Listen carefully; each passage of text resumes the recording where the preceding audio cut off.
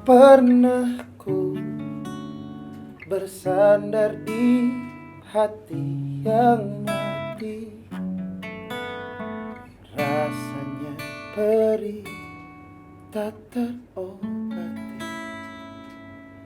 Salahku butakan seluruh isi hati. Kini dia pergi, tak lagi kembali. Seandainya ku mampu bertahan untuk berdiri lagi di atas luka ini, mungkin nanti kan ku temukan hati yang tulus mencintai diriku. Mau ku nanti cinta sampai mati.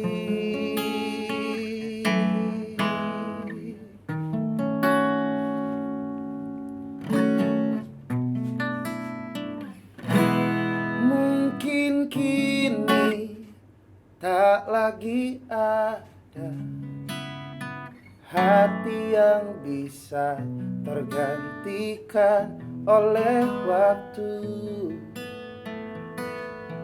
Harapku Tuhan kan tunjukkan jalannya. Ada hati suci yang tulus untukku. Seandainya ku mampu bertahan untuk berdiri lagi di atas luka ini, mungkin nanti kan ku temukan hati yang tulus mencintai diriku. Mau ku nanti cinta sampai mati. Andai mampu ku relakan semua berakhir di sini, bahagiaku tanpamu. Hati yang lain menungguku.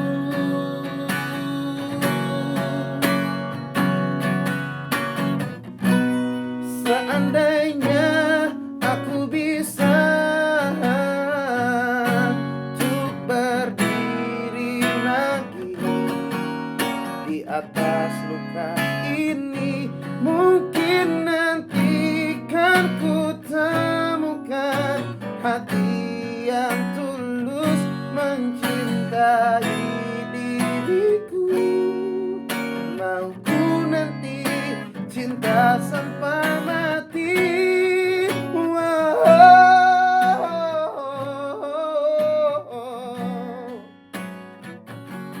Untuk berdiri lagi di atas luka ini, mungkin nanti kan ku temukan hati yang tulus mencintai diriku. Mau ku nanti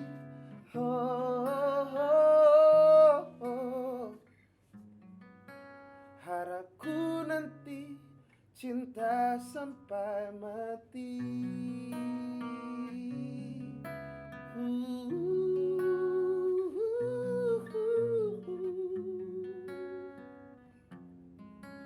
Mau ku nanti cinta sampai mati.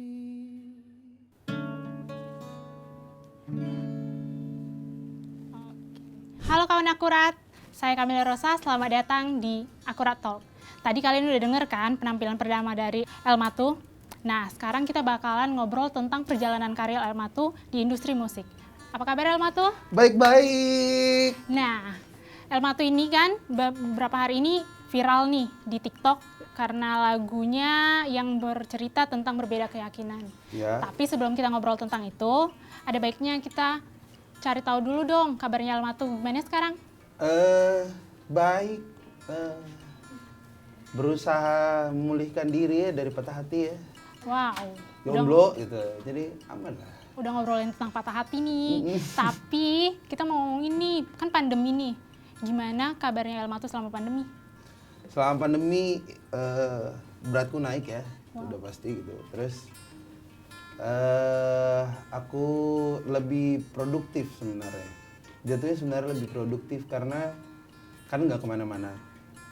Terus lebih banyak ada di rumah, belum banyak manggung juga. Jadi kayak di rumah tuh lebih sering megang gitar daripada sebelumnya. Terus lebih sering membaca juga daripada sebelumnya. Oke, berarti pandemi nggak menghalangin seseorang buat produktif dong ya? Tidak dong, justru harus lebih produktif. Oke, tapi sebelum kita ngomongin tentang singlenya kamu nih, kita mau tahu kapan sih pertemuan pertama Elma tuh sama musik? Pertemuan pertama aku sama musik ya, aku tuh papa mamaku pendeta. Jadi aku udah dari kecil tuh bahkan sebelum berdosa pun udah diajak ke gereja gitu. Jadi udah terbiasa dengar musik, udah terbiasa sama lagu, udah terbiasa sama nada. Kalau mungkin dari situ ya aku kemudian jadi suka banget sama musik. Dan dulu setiap hari Minggu tuh selalu ada kumpul-kumpul keluarga. Jadi kayak kita udah pasti nyanyi bareng gitu. Oke, berarti pertemuan El sama musik tuh bisa dibilang musik-musik gereja dong? Iya, betul. Yang paling El ingat apa? Apa nih? Yang paling pertama El pelajarin musik Oke, lagu. lagu paling Oke. pertama. Lagu paling pertama tuh justru bukan lagu gereja. Oh, Justru lagu Ambilkan Bulan Bu, karena mama yang ngajarin. mama yang ngajarin. Kalau orang tua sendiri punya jiwa seni nggak sih? Atau berkecimpung di dunia musik? Aku tidak pernah tahu ya, maksudnya aku tidak pernah lihat secara langsung.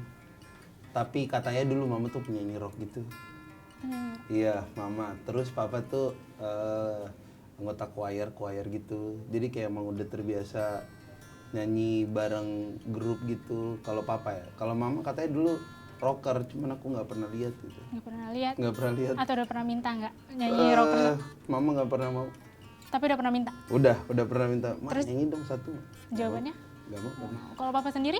Kalau papa tuh orangnya lebih teknikal ya. Jadi kayak kalau aku fals pasti dikoreksi. Oke. Kalau misalnya kita nyanyi bareng tuh udah pasti langsung pecah suara gitu, langsung harmonisasi gitu. Itu kalau papa.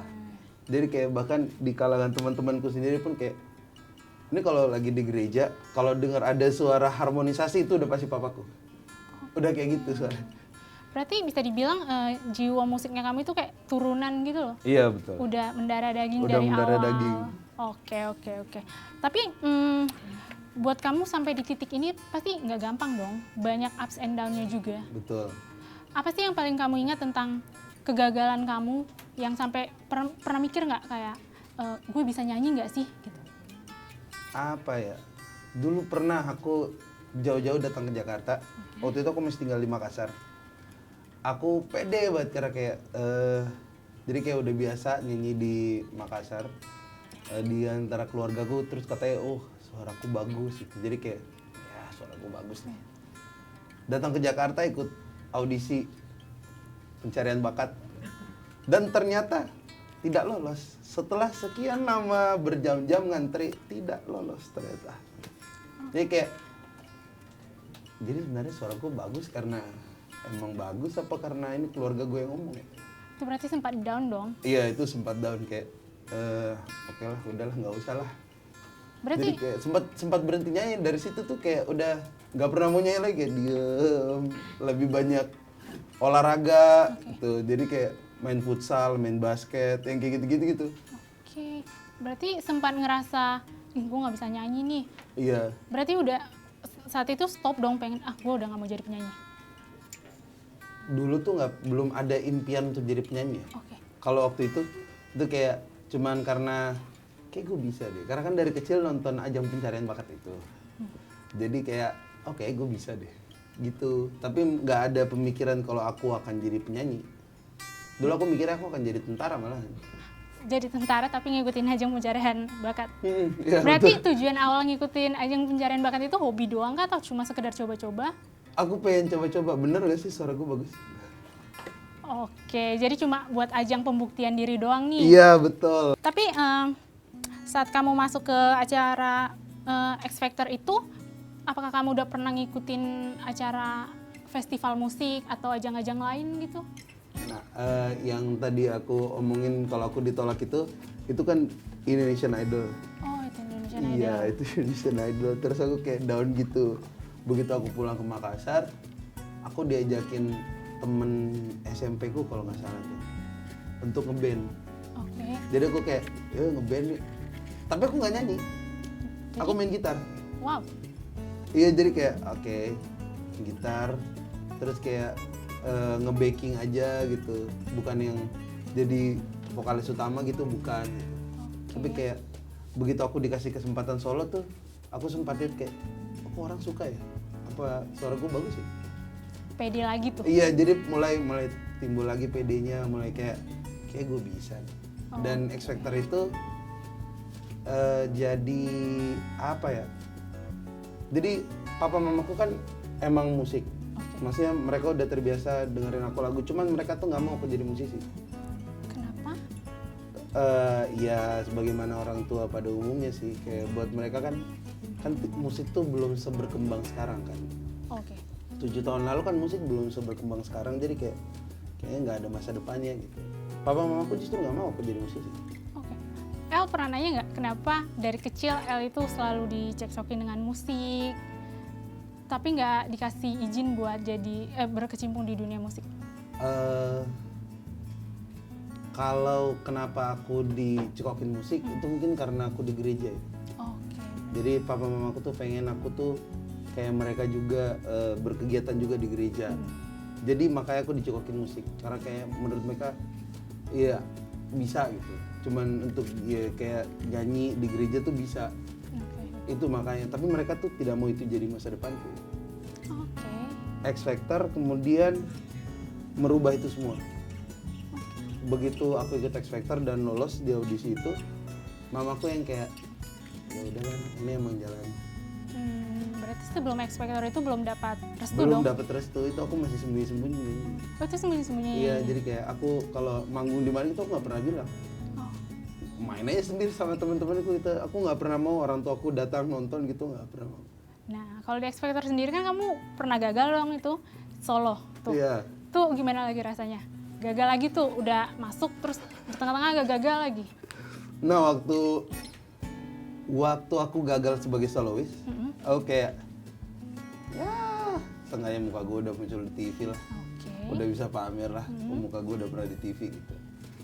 Tapi begitu, jadi kayak bukan yang ngedown gitu, lebih kayak oke, ternyata untuk umur segini kemampuannya cuma sampai di sini, Oh. belum bisa lebih.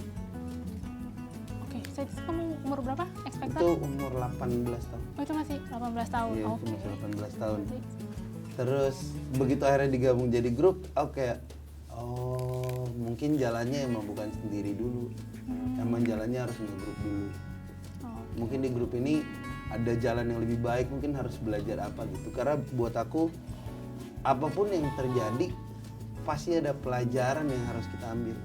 Kayak itu nggak mungkin terjadi tanpa alasan terus kayak kita misalnya seneng. Pasti sebenarnya ada pelajaran juga. Ini tuh karena ini gitu. Ada yang kayak gitu-gitunya gitu. Aku tuh percaya itu. Oke gitu, kawan akurat. Selalu ambil positif dari setiap kegagalan. Betul. Oke.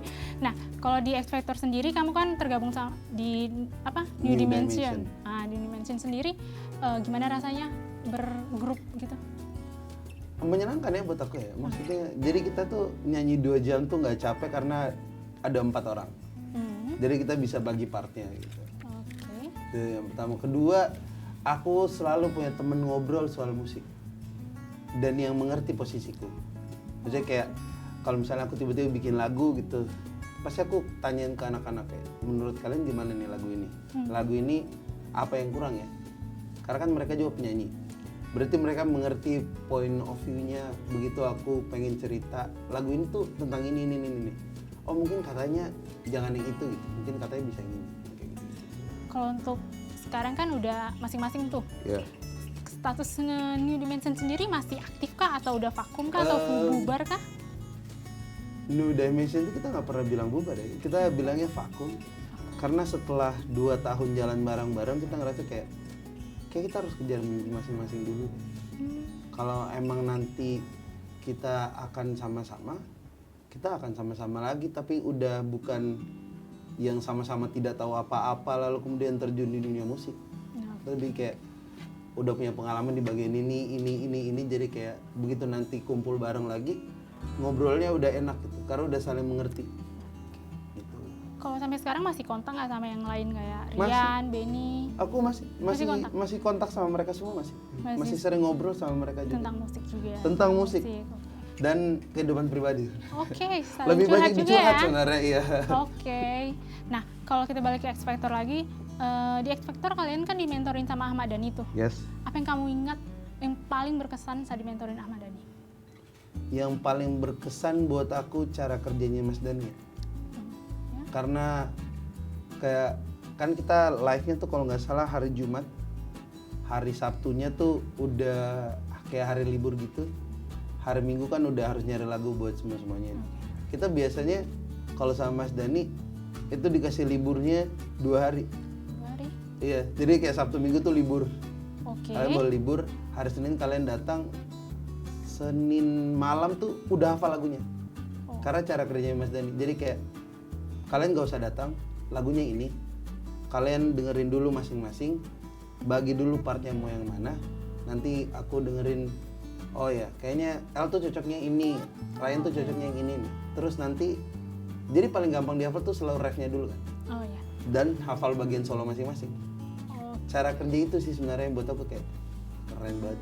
Karena Mas Dhani juga bukan yang terus kayak kita latihan bareng-bareng, itu enggak. Dia suruh kita rekaman. Jadi kita juga belajar langsung ya. Rekaman tuh nggak boleh gini. Oke. Gitu. Jadi dia langsung ngasih tahu cara kerja di dunia musik itu Iya, kayak gimana? Betul. Dia nggak cuman ngajarin kita hal-hal yang kita butuhkan waktu kompetisi, tapi begitu kita keluar pun kayak udah ada lah sedikit pengetahuan yang kita tahu. Oke.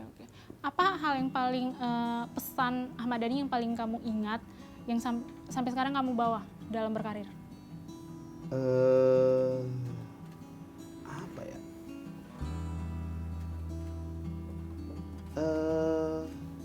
Sebenarnya lebih ke caranya Mas Dhani bergaul sih. Kalau pesan apa yang Mas Dhani bilang tuh ada banyak banget.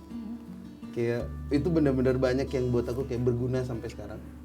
Tapi aku ngelihat cara Mas Dhani ngobrol sama orang lain. Maksudnya kan kesannya tuh Mas Dhani kalau di luar tuh kayaknya gimana gitu. Tapi begitu kita ketemu langsung, dia tuh 180 derajat sama itu. Dia tuh bener-bener yang family man. Iya, jadi kayak waktu kita lagi rekaman tuh dia bisa lagi main sama anaknya gitu. Oke. Dia kayak, oke, Mas Dhani tuh gini. Tapi ngobrol sama Mas Dhani tuh ngobrol sama siapa aja. Oke. Jadi dia nggak lihat itu siapa, dia ngobrol aja sama orang itu.